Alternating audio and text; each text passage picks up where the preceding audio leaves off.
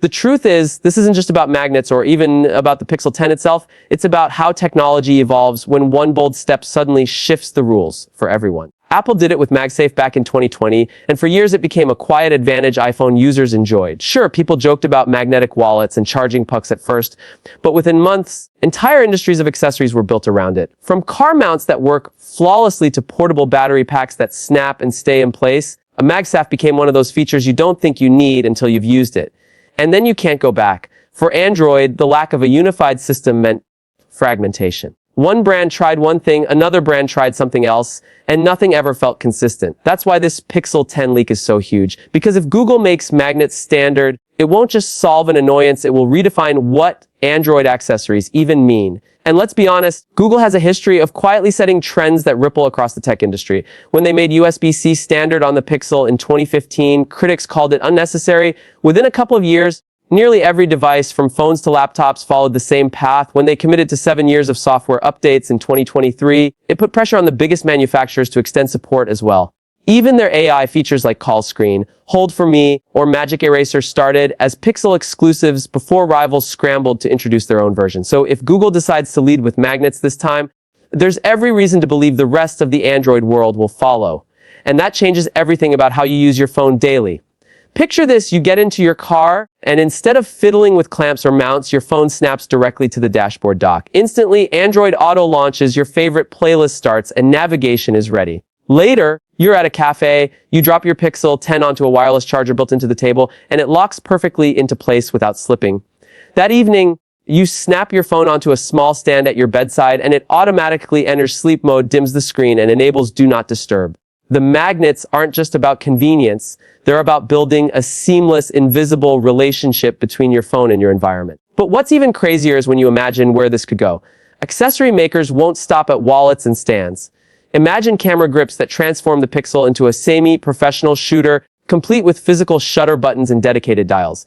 Imagine a game controller that clicks into place and instantly unlocks Xbox Cloud Gaming or Stadia, like experiences with zero setup. Imagine portable monitors or desktop docks that let your Pixel trigger a full desktop operating system the moment it snaps into place. Google has been flirting with desktop mode for years. Magnets could finally make it practical. Add AI into the mix, and your phone might recognize the exact accessory you've attached and adjust itself automatically. A dock at work, it switches to productivity mode, launches Gmail, and pulls up your calendar. A stand in the kitchen, it enters recipe mode, keeping the screen awake with hands-free navigation. This is the kind of future Pixel 10 could unlock if the leaks are true. And while all of this sounds futuristic, it actually fits perfectly with Google's strategy. For years, they've struggled to define what makes Pixel unique compared to Apple's iPhone or Samsung's Galaxy.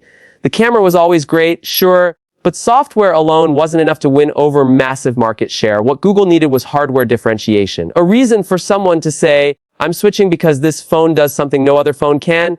Built-in magnets and a rich accessory ecosystem could be that reason. Because it doesn't just make life easier for current Pixel fans, it also removes one of the biggest reasons iPhone users stick with Apple. Many iPhone owners buy wallets, stands, and chargers that lock them into the Apple ecosystem. If Pixel 10 offers the same convenience, suddenly the leap to Android doesn't feel so risky anymore. Now, here's where things get even more intriguing. The August 20th launch isn't just about phones. Google is lining up the Pixel Watch 4, new Pixel Buds, and possibly even updated Nest devices. And if magnets are part of the story, you can imagine how deep this ecosystem could go.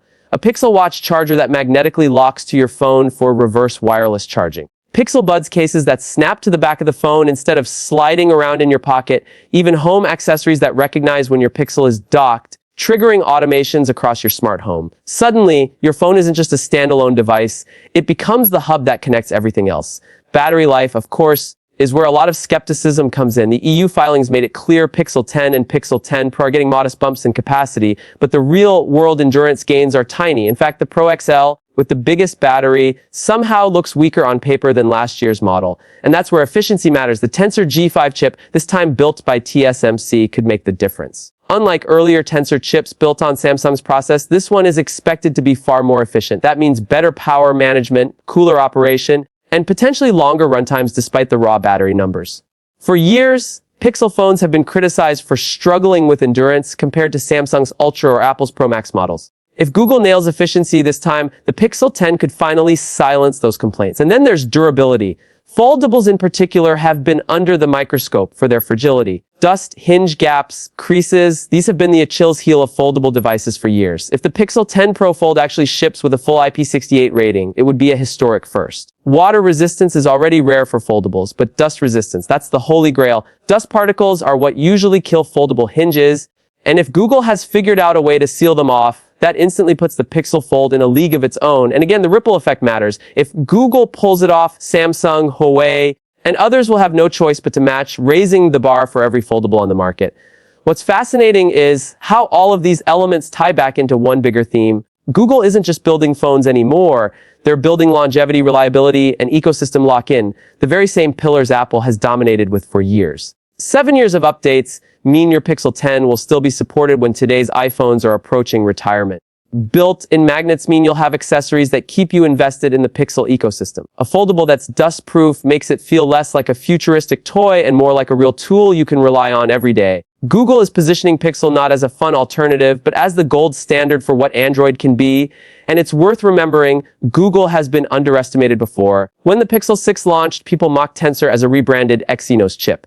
Today, Google has an entire roadmap for AI silicon that could rival Apple's neural engines. When the Pixel 3 introduced night sight, it embarrassed Apple and Samsung, forcing them to scramble to catch up on low-light photography. And when Pixel 4 dropped features like motion sense and astrophotography, it showed the world that phones could be more experimental than anyone thought. Sometimes Google misses, sure, but when they get it right, the entire industry shifts. That's why these Pixel 10 leaks feel less like speculation and more like foreshadowing. The real question is, how far is Google willing to push? Are magnets just the beginning? Could we see future Pixels where accessories expand storage, add modular camera lenses, or even unlock completely new features? If you've followed tech long enough, you'll remember LG tried modular phones years ago with the G5. It failed not because the idea was bad, but because the execution was clunky and the support wasn't there. But if Google builds magnets into the hardware and gives accessory makers a simple, standardized system to build on, modularity might actually have a second chance. And this time it wouldn't feel like a gimmick.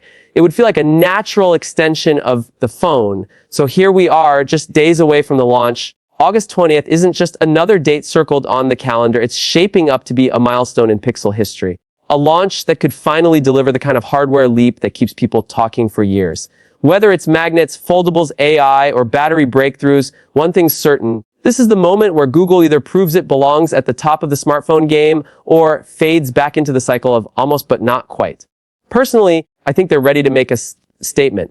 And if the leaks hold true, the Pixel 10 series won't just be another upgrade, it'll be the start of a new era.